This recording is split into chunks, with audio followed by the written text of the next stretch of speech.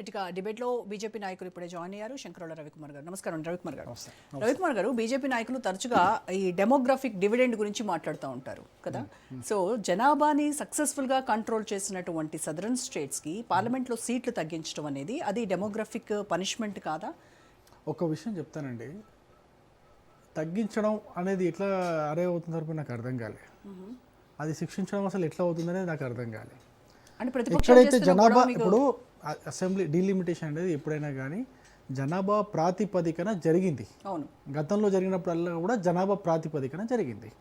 ఇప్పుడు జనాభా ప్రాతిపదికన జరిపితే సదరన్ స్టేట్స్కి, దక్షిణ భారత రాష్ట్రాలకు అన్నిటికీ కూడా అన్యాయం జరుగుతుందనేది గత సంవత్సరం నుంచి కూడా ఇక్కడ ఉన్నటువంటి రాజకీయ నాయకులు, ఇప్పుడు కాంగ్రెస్ పార్టీ వాళ్ళు కావచ్చు, బీఆర్ఎస్ వాళ్ళు కావచ్చు, డిఎంకే వాళ్ళు కావచ్చు, కేరళకు సంబంధించిన వాళ్ళు కావచ్చు, ప్రతి ఒక్కరు కూడా మొత్తుకుంటున్నారు.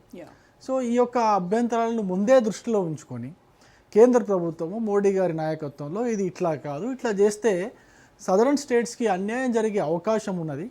సదరన్ స్టేట్స్లో ఉన్నటువంటి నాయకులు ఇప్పటికే దానిపైన అభ్యంతరాలు వ్యక్తం చేస్తున్నారు, పబ్లిక్ ప్లాట్ఫామ్స్లో వ్యక్తం చేస్తున్నారు. అక్కడిక్కడ కూడా కాదు, పబ్లిక్ ప్లాట్ఫామ్లో వ్యక్తం చేస్తున్నప్పుడు అది కొంచెం మనకు అది అన్యాయంలాగానే ఉన్నట్టు ఉన్నదని చెప్పేసి ఏం చేశారంటే, అట్లా కాదు ఫ్లాట్గా నార్త్, వెస్ట్, ఈస్ట్లో ఎట్లయితే జనాభా ప్రాతిపదికన పెంచితే ఎన్ని సీట్లు పెరుగుతాయో అంచనాకు వచ్చేసి దాన్ని యావరేజ్గా తీసుకొని మొత్తం దేశం మొత్తం కూడా ఒక 50% సీట్లు పెంచాలనే ఒక ఉద్దేశంతో ఒక మంచి నిర్ణయం తీసుకున్నారు.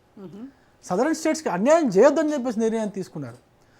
ఇట్లా నిర్ణయం తీసుకున్నాక మళ్ళీ ఇప్పుడు ఉల్టా మాట్లాడతారు. 50% పెంచడం వల్ల కూడా 50% నేనేమంటున్నా, దాన్ని ఈక్వలెంట్ చేయలేం కదా. ఒకవేళ జనాభా రెండే ఆప్షన్స్ అండి, ఒకటే జనాభా ప్రాతిపదికన చేయాలి, లేదా అందరికీ సమానంగా చేయాలి. ఏది బెస్ట్? ఇప్పుడు జనాభా ప్రాతిపదికన చేస్తే మనకు అన్యాయం జరుగుతుంది కదా. నేను కూడా దక్షిణ భారతానికి సంబంధించిన వ్యక్తినే కాబట్టి నాకు కూడా ఒకటి ఉంటుంది కదా, అదొక నాకు కూడా బాధ ఉంటుంది కదా, ఎక్కడ అన్యాయం జరుగుతుందని చెప్పేసి ఇప్పుడు తీసుకున్నటువంటి నిర్ణయము అక్కడ ఎన్ని సీట్లు అయితే పెరుగుతాయి, ఎంత శాతం అయితే పెరుగుతుందో ఇక్కడ అంతే శాతం సీట్లు పెరుగుతాయి. అంతే ఏదైతే ప్రాతినిధ్యం వహించి, అంటే లోక్సభకు కావచ్చు, ఇంకో రాజ్యసభకు కావచ్చు, అంతే శాతంలో అంతే మొత్తంలో ప్రాతినిధ్యం వహించే అవకాశము దక్షిణాది రాష్ట్రాలకు కూడా దక్కుతుంది. కాబట్టి అందరూ హ్యాపీగా ఉండాలి. దీంట్లో అభ్యంతరం ఏముండదో నాకు అసలు అర్థం కానటువంటి విషయం.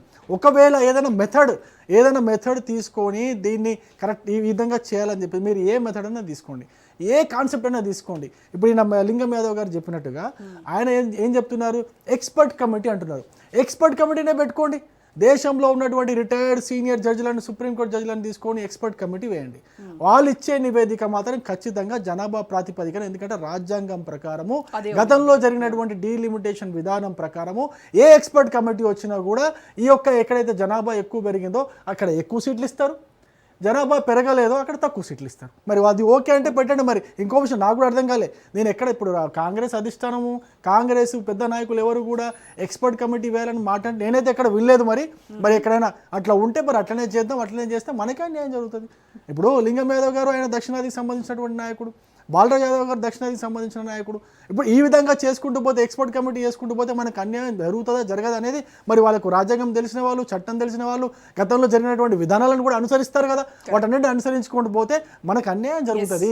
ఇప్పుడున్న విధానం కేంద్ర ప్రభుత్వం అయితే నీతిగా, నిజాయితీగా దక్షిణాది రాష్ట్రాలకు అన్యాయం జరగకుండా 50% ఏదైతే చెప్పిందో దాన్ని మనం పాటిస్తే 100% మనకు న్యాయం జరుగుతుంది అనేది నా యొక్క అభిప్రాయము. పర్సనల్గా మా పార్టీ అభిప్రాయం.